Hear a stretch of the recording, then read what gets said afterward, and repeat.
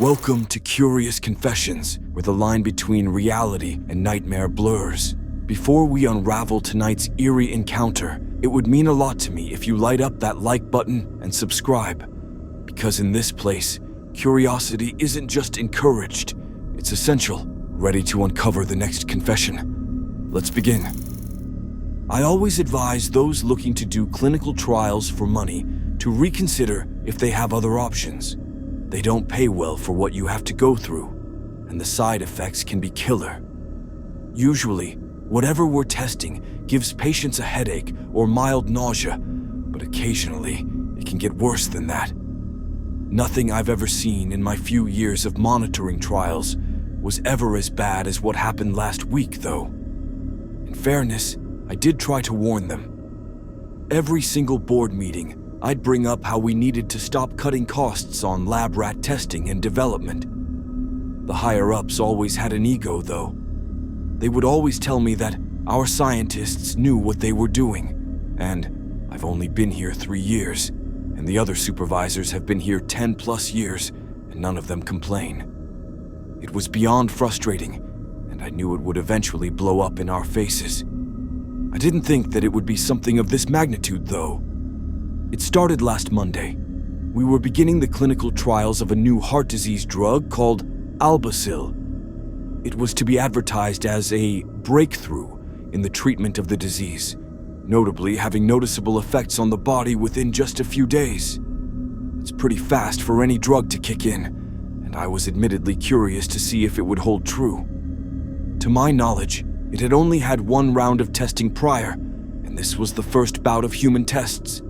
The results of the rat tests were classified to us supervisors, which was standard procedure, so I didn't think anything of it at the time. It was quite a varied group of subjects. The ages ranged from 12 to 80, and the severity of cases ranged from early signs of the disease to people with not long left to live.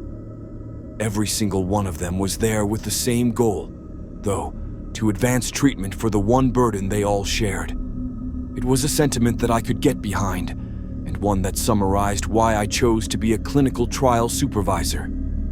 This specific trial would be a week long. We would provide patients with rooms to stay in and 3 meals a day. The other 2 supervisors would take the 8 a.m. to 4 p.m. and 4 p.m. to 12 a.m. shifts respectively, and I would have the overnight shift. I didn't want to work nights, but it was my turn too, and everyone else suffered through it before me, so fair is fair. The drug was expected to kick in on the 3rd day, meaning that we had to monitor the patient's improvement throughout the week. It sounds simpler than it is, and that's because I haven't taken patient behavior into account. In any given clinical trial at our company, patients sign a contract stating that they can't leave until the testing period is over, with clauses for medical evacuation and such.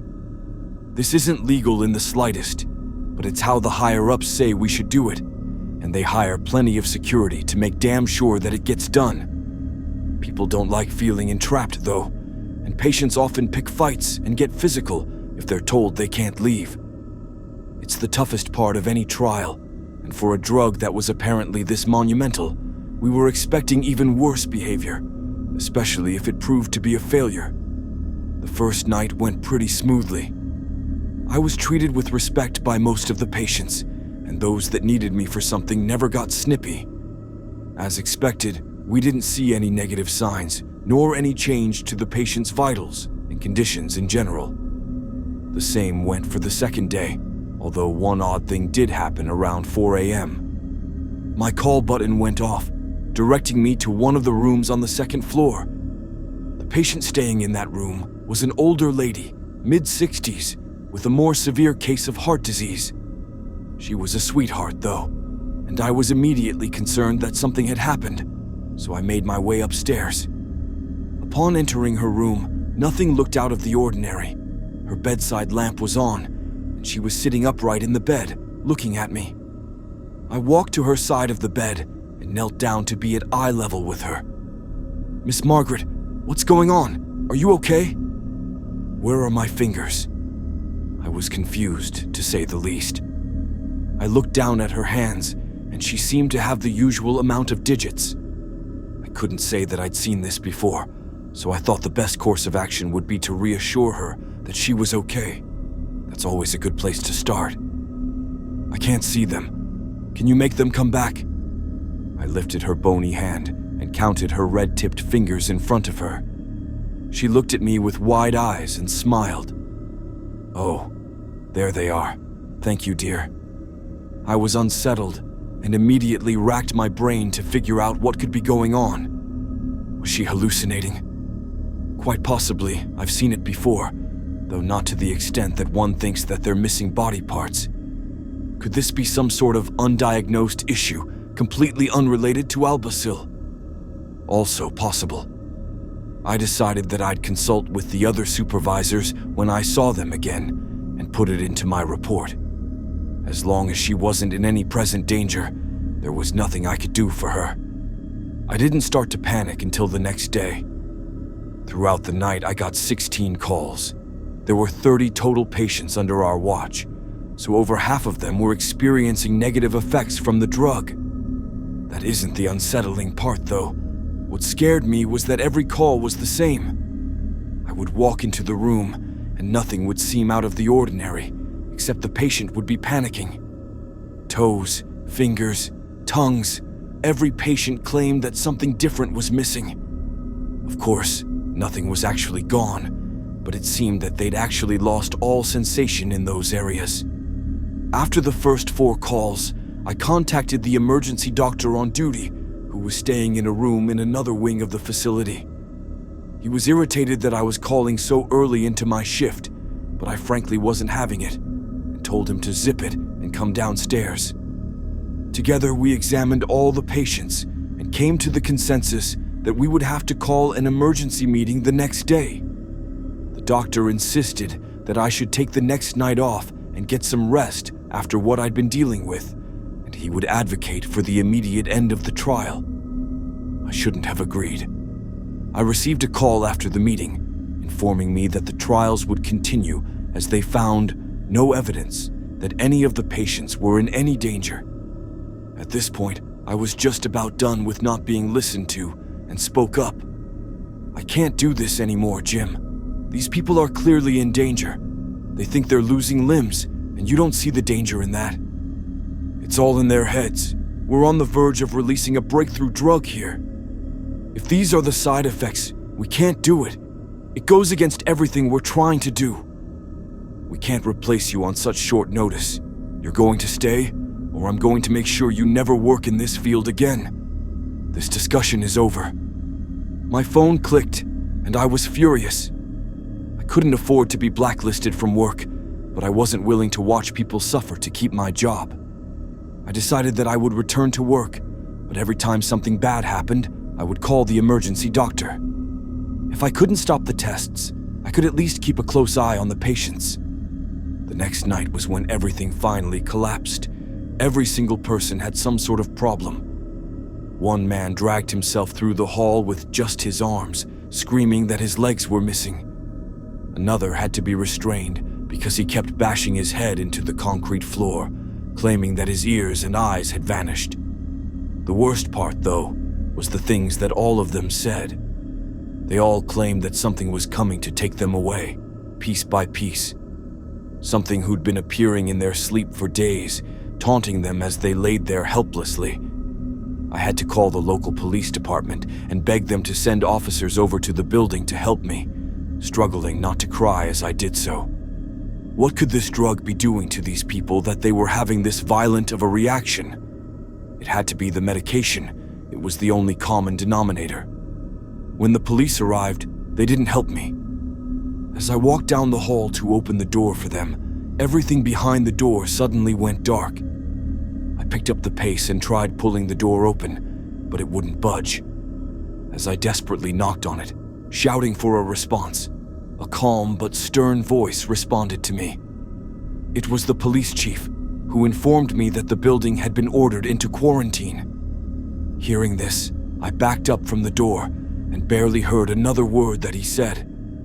Something was seriously wrong, as I already knew, but it was apparently to the scale that they didn't want anyone leaving. I was under strict orders to stay behind the desk and wait until medical professionals arrived.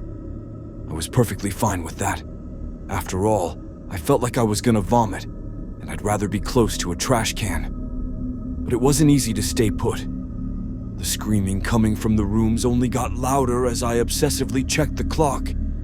The pounding on the walls and doors was feverish, like someone was trying to escape a fire. But then it stopped. It all went quiet, and I looked up from my hands in shock, with tears streaming down my face. And that's when my call button went off. The call was coming from the outside buzzer, so I figured that the hazmat team was there. I answered it and waited to hear someone talk. Hello? There was nothing but the sound of breathing. Hello? I've arrived. The sentence itself wasn't inherently creepy, but I still felt sick. It wasn't the voice of the police chief or of someone that I recognized at all. I cleared my throat and responded in an admittedly shaky voice. Who is this? I'm going to enter. After hearing that, I clicked the receiver off. As I weakly stood back up from the desk, I thought about what the voice had said. As I pondered, I saw the outside door creak open in my peripheral vision. The sound of flesh slapping against the floor echoed through the hall as all other noise faded from my mind. It wasn't a man in a hazmat suit, nor a cop, nor a doctor, nor anything I've ever seen before. Slowly crawling towards me was something so utterly vile that being blind would have been preferable to seeing it. It traveled on 4 of what can most closely be described as legs that hung loose with gangrenous skin and trembled every time they hit the floor.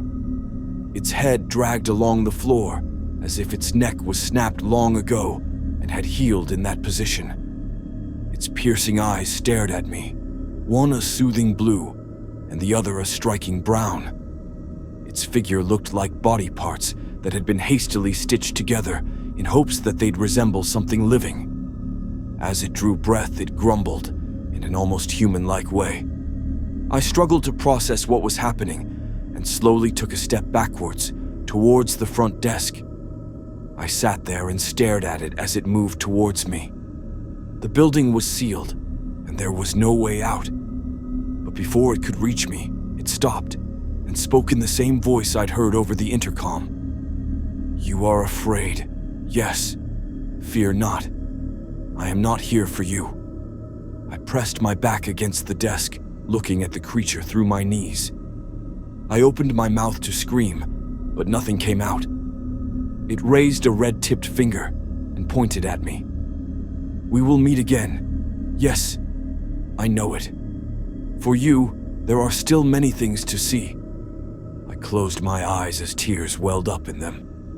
I could tell the lights turned off, whether solely above me or in the facility as a whole, as the hushed humming suddenly stopped. I opened my eyes and prepared to be faced with horror.